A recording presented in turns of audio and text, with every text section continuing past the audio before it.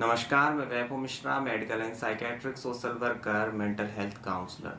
दोस्तों, घबराहट की समस्या का सामना कर रहे बहुत सारे लोगों का यह प्रश्न होता है कि एंजाइटी अटैक और पैनिक अटैक में क्या अंतर है, क्योंकि दोनों में ही लक्षण एक जैसे दिखलाई देते हैं।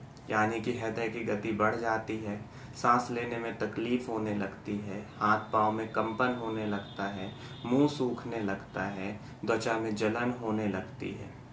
ये सारे लक्षण एंजाइटी अटैक और पैनिक अटैक दोनों में ही देखने को मिलते हैं। तो आखिर इसमें अंतर है क्या? तो आज मैं आपको बहुत सरल उदाहरण से इसको समझाता हूँ, ताकि आपको यह स्पष्ट हो जाए कि एंजाइटी अटैक और पैनिक अटैक में क्या डिफरेंस होता है। मान लीजिए दीवार पे आपके सामने एक छिपकली है और वह छिपकली धीमे धीमे करके आपके तरफ बढ़ रही है। तो क्या होगा? जैसे जैसे छिपकली आपके तरफ बढ़ेगी, आपके घबराहट का स्तर धीमे धीमे करके बढ़ेगा। यानी कि आपको विचार करने का पर्याप्त अवसर मिलेगा कि वो बढ़ती हुई छिपकली से आप कैसे बच सकते हो। परंतु मान लीजिए मजाक मजाक में ही किसी व्यक्ति ने आपके ऊपर छिपकली फेंक दी, तो आप एकदम से बहुत अधिक घबरा जाओगे। आपको बिल्कुल भी सोचने का अवसर नहीं मिलेगा कि मैं किस तरीके से प्रतिक्रिया दूं, क्योंकि छिपकली के आपके ऊपर आते साथ ही आप बहुत अधिक डर चुके हो। बस यही अंतर है दोस्तों एंजाइटी अटैक और पैनिक अटैक में। एंजाइटी अटैक धीमे धीमे करके बढ़ता है, परंतु एक इंसान को एंजाइटी अटैक आने के दौरान पूरी तरीके से ये अवसर मिलता है कि वह समझ सके कि उसके साथ क्या हो रहा है। यानी कि उसके मन में धीमे धीमे करके विचार बढ़ते हैं और घबराहट का स्तर भी बढ़ता चला जाता है। परंतु जब हम बात करते हैं पैनिक अटैक की, तो ये सब कुछ इतनी तेजी के साथ होता है कि एक इंसान को समझने का अवसर ही नहीं मिल पाता कि उसके साथ आखिर हो क्या रहा है।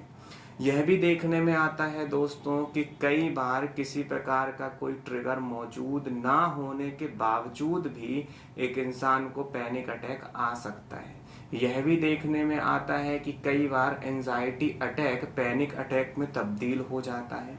तो आप कह सकते हैं कि पैनिक अटैक किसी इंसान को अचानक आ सकता है, चाहे ट्रिगर मौजूद हो या ट्रिगर मौजूद ना हो। परंतु जब हम एंजाइटी अटैक की बात करते हैं, तो उसके आने के लिए किसी न किसी प्रकार का ट्रिगर मौजूद होना जरूरी हो जाता है, या किसी प्रकार की कोई प्रॉब्लमेटिक सिचुएशन होना जिसके चलते एक इंसान के एंजाइटी का स्तर धीमे धीमे करके बढ़ रहा हो, या फिर कोई खतरा उसके सामने मौजूद है जिससे वह बचने का प्रयास कर रहा है और उसी दौरान उसकी घबराहट का स्तर जो है बढ़ता चला जाता है। तो बड़े सिंपल तरीके से आप समझ सकते हैं कि एंजाइटी अटैक जो कि धीमे धीमे करके बढ़ रहा है, और पैनिक अटैक जो कि एकाएक बढ़ता है, जिसमें बिल्कुल भी इंसान को समझने का अवसर ही नहीं मिल पाता है। अगर आपके साथ एंजाइटी अटैक या पैनिक अटैक किसी भी प्रकार की समस्या है, आप बहुत लंबे समय से इसका समाधान खोज रहे हैं, परंतु आपके प्रयासों के बावजूद भी कोई समाधान नहीं मिल पा रहा है, तो आप ऑनलाइन मेंटल हेल्थ काउंसलिंग के लिए संपर्क कर सकते हैं।